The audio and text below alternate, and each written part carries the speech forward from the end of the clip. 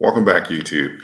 So today we're going to be talking about the sell-off that we're seeing here in crypto and ultimately why that's happening. And I'm going to compare it obviously with the overall market, but I'm going to tie it into Dogecoin and look at some of these numbers that we're seeing here.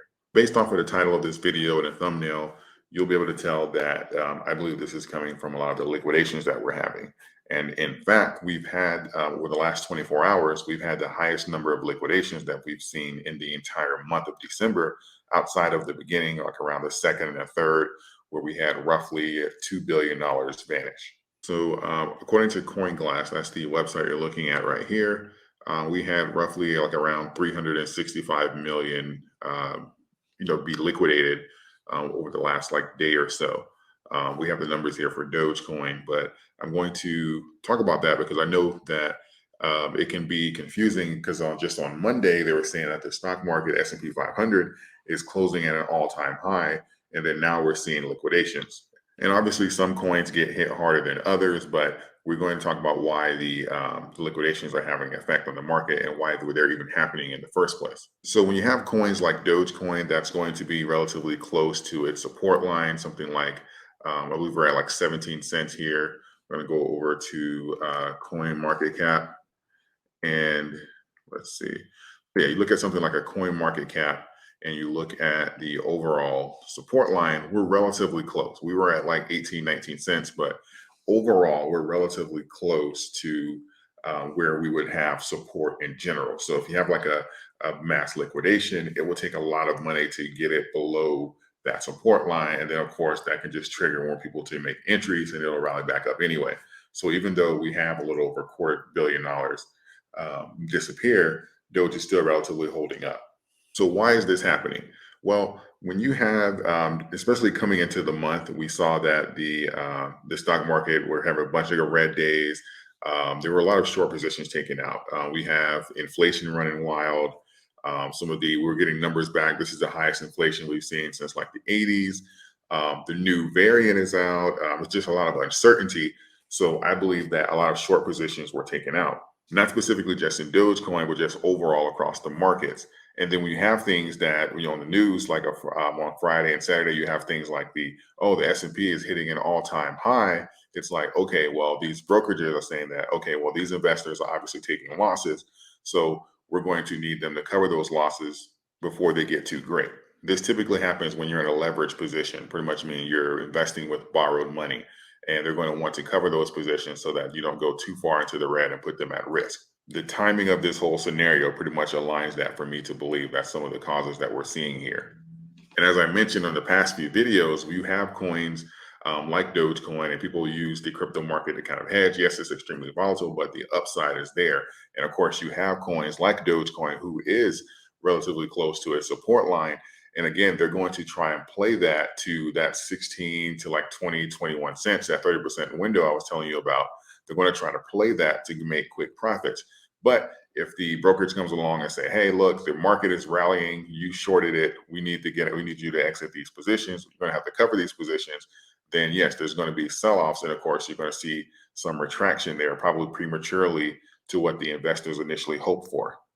So this is going to cause like sell-offs that you see like in Bitcoin and Dogecoin, Ethereum, and things like that. Does that mean anything long-term for Dogecoin or any of the other cryptocurrencies? Absolutely not. This is pretty much just consider it like a reset. You have people that play the market on the bull side, and you have people that play on the bear side. You have people that play both.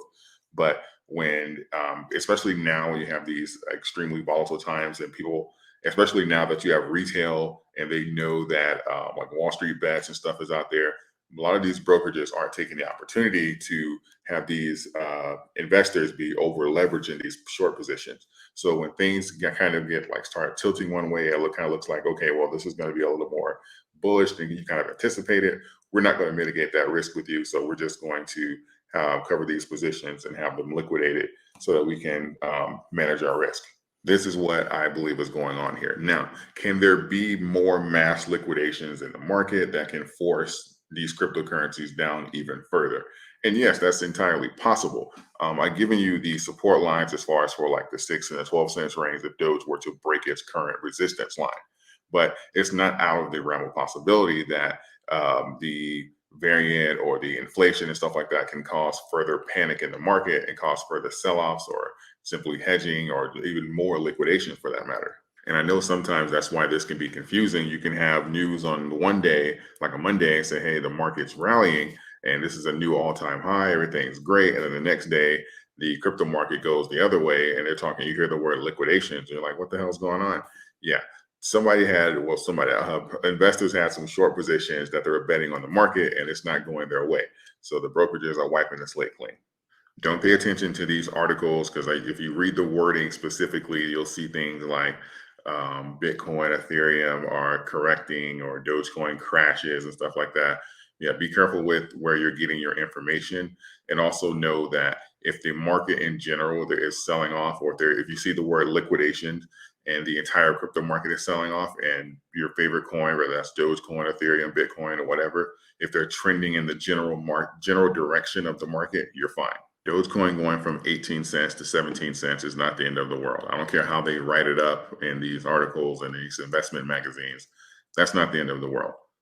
Dogecoin is holding up fine with this resistance level. That's why I have you looking at the 1 year mark here. Dogecoin is literally holding up. So don't panic or let these headlines kind of mislead you. Dogecoin will hold this line until we have one of two things happen. The first thing is which the catalyst and the market turns around and we're able to start a bullish trend. Or two, something extreme happens like an extreme liquidation or something going on with the economy that causes extreme panic and causes major sell-offs and money withdrawal by institutions that will have it break to the downside. And I'm giving you those resistance points for the downside, which is 6 and 12 cents. There's entirely too many things set up for 2022 for anyone to be panicked that's in Dogecoin right now. We have entirely way too many catalysts to let that cause panic. Dogecoin is set up to have an amazing 2022. We have satellite, we have AMC, we have the Tesla deal, we have the GameStop deal, we have the moon. Like there's so many things that as far as with Dogecoin being integrated into the market that we have that can literally set up the momentum that can even be similar to something that we saw earlier this year.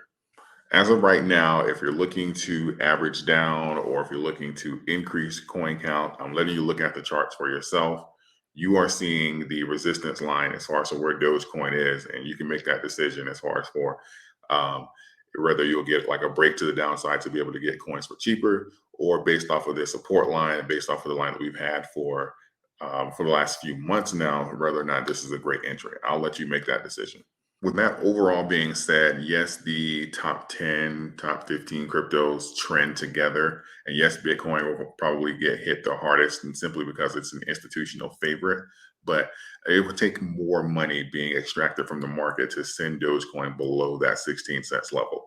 The market cap in overall is around like 2 trillion, 2.5 trillion, like a few $1 billion coming out of the market at one time. Yes, we know that's the institutions correcting, but that's not going to break trend lines, especially when you put it into the grand scheme of things and say, okay, 2 billion out of a quarter billion out of a $2 trillion market.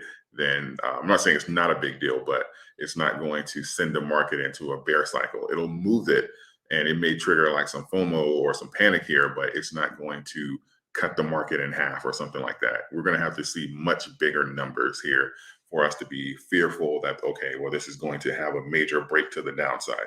That's usually just FUD and stuff that you see being peddled through the media. Anyway, if we're keeping tabs as far as for Dogecoin versus a liquidation, we'll say that Dogecoin held its own on this one. So we can give the win to Dogecoin for this liquidation. We're going to need a much bigger liquidation and much bigger extraction of money in order for Doge to take a loss. Doge is still going to hold up with that amount of money coming out of the market. I hope you found value in this video. I also wanted to give a special thank you to everyone. We just crossed 37,000 subscribers. I believe like early this morning, like at around like 2 a.m. So I appreciate all of you. We are closing in on 40,000. This has been an incredible year. Like I started this year, I believe, with maybe 1,000 subscribers. So to do like 36, 37 times over is absolutely amazing. So this is an incredible year for us, and I'm glad that you guys are finding value in the content that I'm putting out. If you haven't yet, please consider subscribing to the channel if you want to hear more from me. I do Doge TA, I do Doge charts, cycles, and we pretty much cover this coin and track it together as we get ready to transition into the new year. You can always change your mind later, but I welcome you to be a part of the family here. Also, please consider liking the video. It helps YouTube share it to additional people, so that way we're growing in numbers and in knowledge together. And don't forget about BlockFi. You can get up to $250 in your favorite crypto, and that includes Bitcoin and Ethereum. I look forward to having an even more prosperous and incredible year in 2022 with all of you. I appreciate you. Thank you. And until next time.